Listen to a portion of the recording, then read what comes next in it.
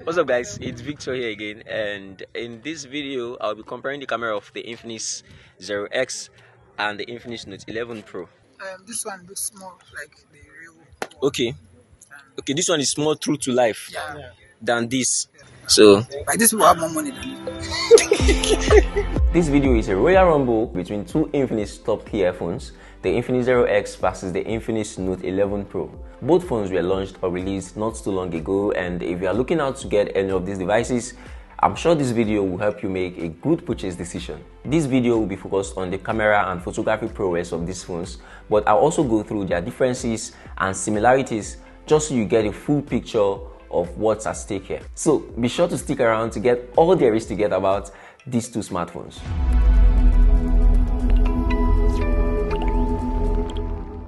Alright, let's get down to business. The Infinix Zero X is the smaller variant of the Infinix Zero X Pro, which was launched barely 3 months ago, while the Infinix Note 11 Pro is the flagship of the Note 11 series. They are both within the same price range, and that's why I'm making this video.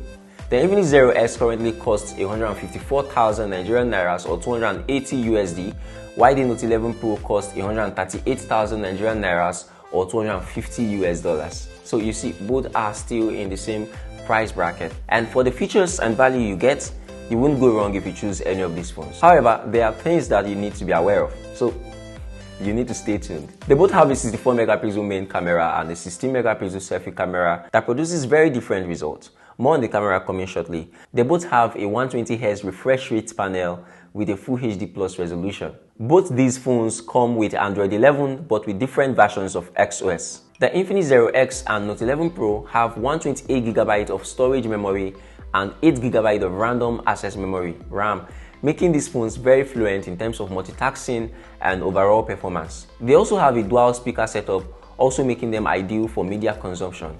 But the Zero S sounds a lot more better. On both phones, you get the convenience of USB Type-C and the 3.5mm connector, and that is how far their similarities go. The Infinix Zero X and Note 11 Pro are different in a lot of ways, mainly because they are targeted to different market or different sets of people. With the Zero device targeted to classic premium consumer class that needs a well-built phone with a premium look and feel, while the Note 11 Pro focuses on the younger market, the gamers, those that need power, memory, and a larger screen estate. That's my opinion though, and I feel the differences between these devices validates my theory.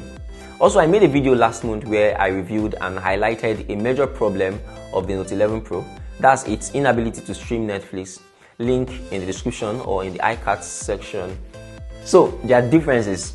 The Zero X has the premium design and built with a squared edge, glass front and back, and a plastic frame. The feeling on hand is nostalgic, more like the iPhone 12 or 13, more like the iPhone 4. The Zero X is the smaller device with a 6.67 inches display. The Note 11 on the other hand is a large device with a 6.9 inches screen, a glass front but with a plastic back and a frame with curved edges. The Infinix Note 11 Pro feels less inspiring and premium. It doesn't feel as nice as the more compact Zero X. The Zero X boasts of a 6.67 AMOLED 120Hz Full HD Plus panel with almost true-to-life color reproduction and good viewing angles. While the Note 11 Pro has an IPS LCD screen but also with a 120Hz refresh rate and Full HD Plus resolution. The Infinix Zero X has a 4500 mAh battery, while the Note 11 Pro has a larger 5000 mAh battery, which validates my argument in a way that the Note 11 Pro was made for younger power users that needs more power, more screen estate, and more memory. The Zero X has the MediaTek G95 chipset, while the Note 11 Pro has the very slightly improved MediaTek G96 chipset. Again, it just shows that this device is intended for more gaming power. Now, even though these phones run on Android 11, their software experience is quite different from each other, and that's because they are on different versions of XOS, like I mentioned earlier. The Zero X has XOS 7.6, while the Infinix Note 11 Pro runs on the latest XOS 10 with lots of new features and added unwanted features. Just turning on the camera of these phones and looking at them, it's so easy to know which is the better camera phone. I showed the camera to some friends and they couldn't agree less.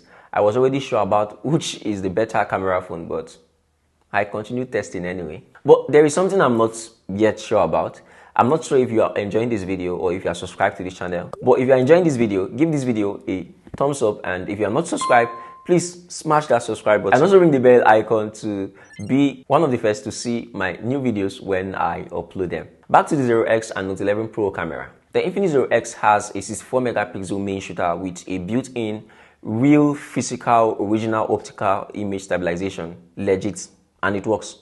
And that right there, that makes a whole lot of sense. It also has an 8 megapixel telephoto lens with 5x optical zoom, not digital zoom. There is also another 8 megapixel camera for a wider field of view, and lastly a quad LED flash. The front has a 60 megapixel camera. On the other hand, the Infinix Note 11 Pro has a 64 megapixel main shooter without optical image stabilization, but it has its own EIS, which is electronic image stabilization system, built into it. That too works, and it crops into the shot a little bit to keep the footage nicely and digitally stabilized. There is a 13 megapixel telephoto camera and a 2 megapixel depth sensing camera, a quad LED flash, and a 60 megapixel selfie camera on the front side. Both phones have a 64 megapixel mode that you need to turn on to access, and the 64 megapixel doesn't look exceptionally different from the normal mode. Also, on the Zero X, you can shoot videos up to 4K at 30 frames per second, while on the Note 11 Pro, you can only get up to 2K, which is a pity considering that the Note 11 Pro has a better processor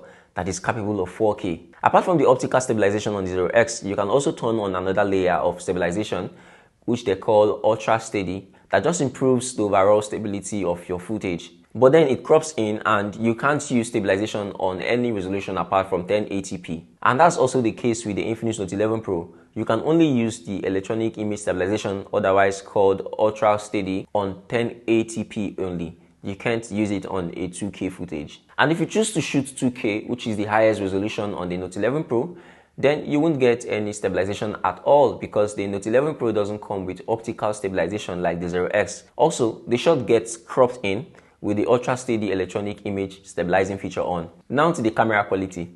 Daytime picture quality is good, but the pictures from the Zero X just looks a tad, or not a tad, they look quite better than that of the Note 11 Pro. The Zero X just looks a whole lot better and more true to life than the Infinix Note 11 Pro, with a lot of sharpening and exposure compensation inconsistency. The pictures on the Note 11 Pro also looked cooler in terms of color temperature, and they look more washed out than the Zero X pictures. The Zero X also tends to handle dynamic range a lot better than the Note 11 Pro. The Infinix Zero X has a telephoto lens that takes actual telephoto pictures, and I'm pretty impressed with the sharpness of the pictures produced. And while I don't see anyone using this often, I think it's nice to know you have something like this on your phone. The Zero X does a better job with separating the subject from the background in portrait mode. Not like it's a superb work, but it's better than the Note 11 Pro in this regard. Also, the Note 11 Pro crops in a little bit in the portrait mode. Maybe it's using the image stabilization on board to stabilize the footage while calculating the depth. Maybe. I feel like the face smoothing of the Zero X is more aggressive than the Note 11 Pro when you are in beauty mode. At night and with the super night mode on both devices, I saw an incredible difference in the pictures taken. Although the pictures are far better than pictures taken without the super night mode, I still feel it's practically unusable because there are a lot of blurriness, a lot of sharpness, a lot of smudges. Now it all comes down to what you want. Do you want a well-built device, a premium body and feel with a modern boxy construction and a decent camera? Or do you want a larger screen with more processing power, more memory, or more gaming power? Personally, the Infinix Zero X catches my attention. It is the better device in my own opinion. The size is just right where it's big enough but still portable. The screen is an AMOLED panel, so of course you get deeper blacks and a better viewing experience. The Infinix Note 11 Pro is cheaper than the Zero X, yes we know, but I would prefer to spend an extra $30 to get the Zero X for that extra premium feel. And I don't see a reason why I can't forgive its shortcomings. I hope this video was helpful to you in making a purchase decision. Don't forget to give it a thumbs up, subscribe, and ring the bell so that you'll be one of the first to see my new videos. To know more about the Infinix Note 11 Pro and its inability to stream Netflix, watch this video right here. Or if you're planning on buying an earbud that works incredibly well with your new Infinix device without breaking the bank, then watch this video right here. Otherwise, I'll see you when I see you in the next one.